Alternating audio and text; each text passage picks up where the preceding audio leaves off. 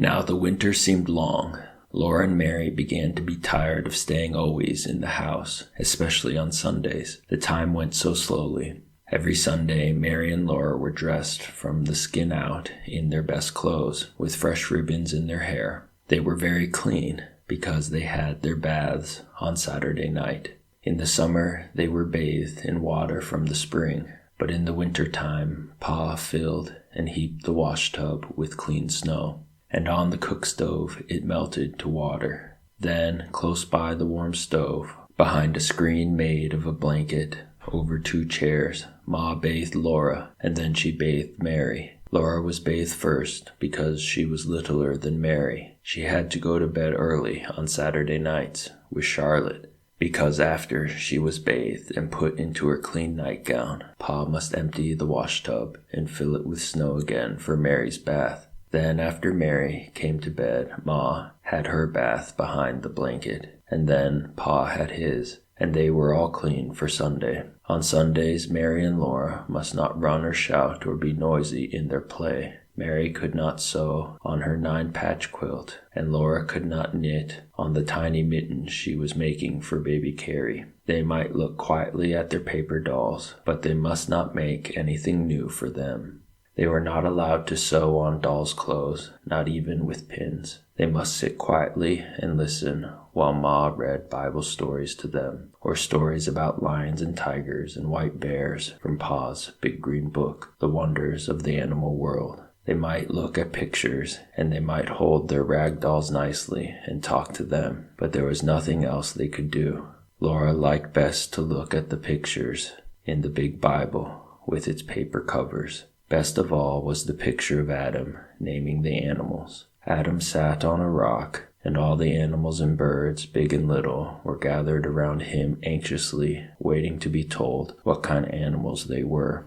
Adam looked so comfortable. He did not have to be careful to keep his clothes clean, because he had no clothes on. He only wore a skin around his middle. Did Adam have clothes to wear on Sundays? Laura asked Ma. No, Ma said. Poor Adam. All he had to wear was skins. Laura did not pity Adam. She wished she had nothing to wear but skins. One Sunday after supper, she could not bear it any longer. She began to play with Jack, and a few minutes later she was running and shouting. Pa told her to sit in her chair and be quiet, but when Laura sat down she began to cry and kick the chair with her heels. I hate Sunday, she said. Pa put down his book. Laura, he said sternly, come here. Her feet dragged as she went, because she knew she deserved a spanking. But when she reached Pa, he looked at her scornfully for a moment, and then took her on his knee and cuddled her against him. He held out his other arm to Mary and said, I'm going to tell you a story about when Grandpa was a boy. When your grandpa was a boy, Laura, Sunday did not begin on Sunday morning as it does now. It began at sundown on Saturday night. Then everyone stopped every kind of work or play. Supper was solemn. After supper, Grandpa's father read aloud a chapter of the Bible. While everyone sat straight and still in his chair, they all knelt down, and their father said a long prayer. When he said Amen, they got up from their knees and each took a candle and went to bed. They must go straight to bed, with no playing, laughing, or even talking. Sunday morning, they ate a cold breakfast because nothing could be cooked on Sunday. Then they all dressed in their best clothes and walked to church. They walked because hitching up the horses was work, and no work could be done on Sunday.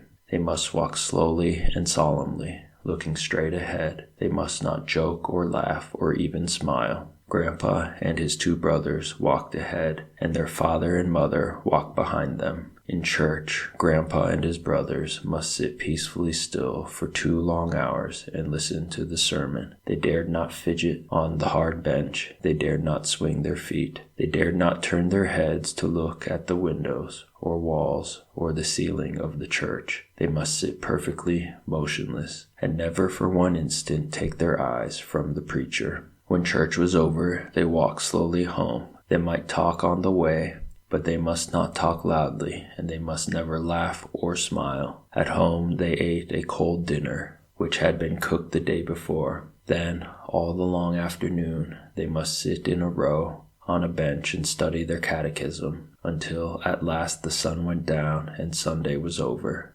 Now, Grandpa's home was about halfway down the side of a steep hill. The road went from the top of the hill to the bottom, right past the front door, and in winter it was the best place for sledding downhill you could possibly imagine. One week, Grandpa and his two brothers, James and George, were making a new sled. They worked at it every minute of their playtime. It was the best sled they had ever made, and it was so long that all three of them could sit on it, one behind the other. They planned to finish it in time to slide downhill Saturday afternoon. For every Saturday afternoon, they had 2 or 3 hours to play. But that week, their father was cutting down trees in the big woods. He was working hard and kept the boys working with him. They did all the morning chores by lantern light and were hard at work in the woods when the sun came up. They worked till dark, and then there were the chores to do.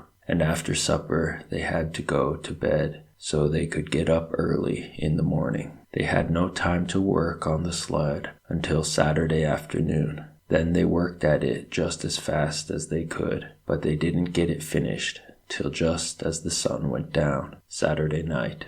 After the sun went down, they could not slide downhill, not even once. They would be breaking the Sabbath, so they put the sled in the shed behind the house to wait until Sunday was over. All the 2 long hours in church next day, while they kept their feet still and their eyes on the preacher, they were thinking about the sled. At home, while they ate dinner, they couldn't think of anything else. After dinner, their father sat down to read the Bible, and Grandpa and James and George sat as still as mice on their bench with their catechism. But they were thinking about the sled. The sun shone brightly, and the snow was smooth and glittering on the road. They could see it through the window. It was a perfect day for sledding downhill. They looked at their catechism, but they thought about the new sled, and it seemed that Sunday would never end. After a long time, they heard a snore. They looked at their father, and they saw that his head had fallen against the back of his chair, and he was fast asleep. Then James looked at George, and James got up from the bench and tiptoed out of the room through the back door. George looked at Grandpa, and George tiptoed after James. And Grandpa looked fearfully at their father, but on tiptoe he followed George and left their father snoring. They took their new sled and went quietly up to the top of the hill. They meant to slide down just once. Then they would put the sled away and slip back to their bench and the catechism before their father woke up. James sat in the front of the sled, then George, and then Grandpa, because he was the littlest. The sled started, at first slowly, then faster and faster. It was running, flying, down the long steep hill. But the boys dared not shout. They must slide silently past the house without waking their father. There was no sound except the little whir of the runners on the snow and the wind rushing past. Then, just as the sled was swooping toward the house, a big black pig stepped out of the woods. He walked into the middle of the road and stood there. The sled was going so fast it couldn't be stopped. There wasn't time to turn it. The sled went right under the hog and picked him up. With a squeal, he sat down on James, and he kept on squealing, long and loud and shrill. Squee! Squee! They flashed by the house, the pig sitting in front, then James, then George, then Grandpa, and they saw their father standing in the doorway looking at them. They couldn't stop. They couldn't hide. There was no time to say anything.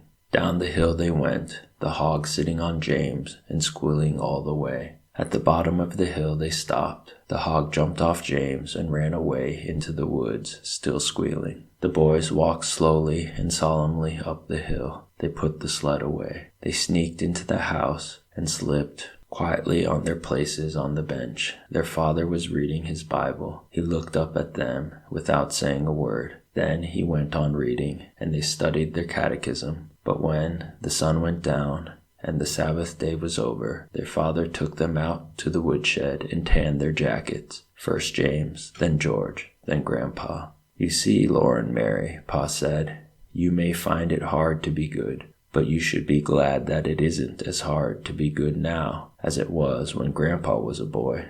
"Did little girls have to be as good as that?" Laura asked, and Ma said, "It was harder for little girls because they had to behave like little ladies all the time, not only on Sundays. Little girls could never slide downhill like boys. Little girls had to sit in the house and stitch on samplers. Now run along and let Ma put you to bed," said Pa, and he took his fiddle out of its box. Laura and Mary lay in their trundle bed and listened to the Sunday hymns. For even a fiddle must not sing the weekday songs on Sundays. "Rock of Ages, cleft for me," Pa sang with the fiddle. Then he sang, "Shall I be carried to the skies on flowery beds of ease, while others fought to win the prize and sailed through bloody seas?"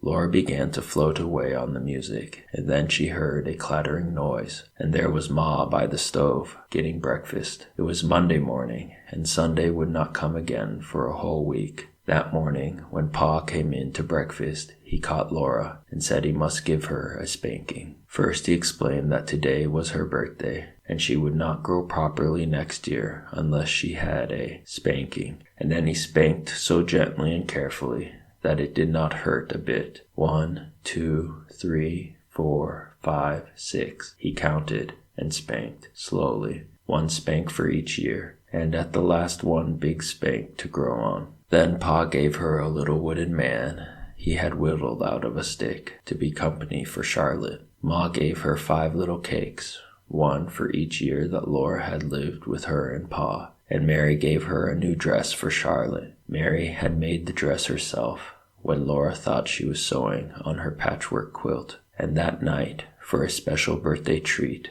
Pa played Pop Goes the Weasel for her. He sat with Laura and Mary close against his knees while he played. "Now watch," he said, "watch, and maybe you can see the weasel pop out this time." Then he sang, "A penny for a spool of thread, another for a needle. That's the way the money goes." Laura and Mary bent close, watching, for they knew now was the time. "Pop," said Pa's finger on the string. "Goes the weasel," sang the fiddle, plain as plain. But Mary and Laura hadn't seen Pa's finger make the string pop. "Oh, please, please do it again," they begged him. Pa's blue eyes laughed, and the fiddle went on, while he sang, "All around the cobbler's bench the monkey chased the weasel. The preacher kissed the cobbler's wife. Pop goes the weasel." They hadn't seen Pa's finger that time either. He was so quick they could never catch him. So they went on laughing to bed, and lay listening to Pa and the fiddle singing. There was an old darky, and his name was Uncle Ned, and he died long ago, long ago. There was no wool at the top of his head, in the place where the wool ought to grow. His fingers were long as the cane in the brake. His eyes they could hardly see, and he had no teeth for to eat the hoe cake, so he had to let the hoe cake be. So hang up the shovel and the hoe, lay down the fiddle and the bow. There's no more work for old Uncle Ned, for he's gone where the good darkies go.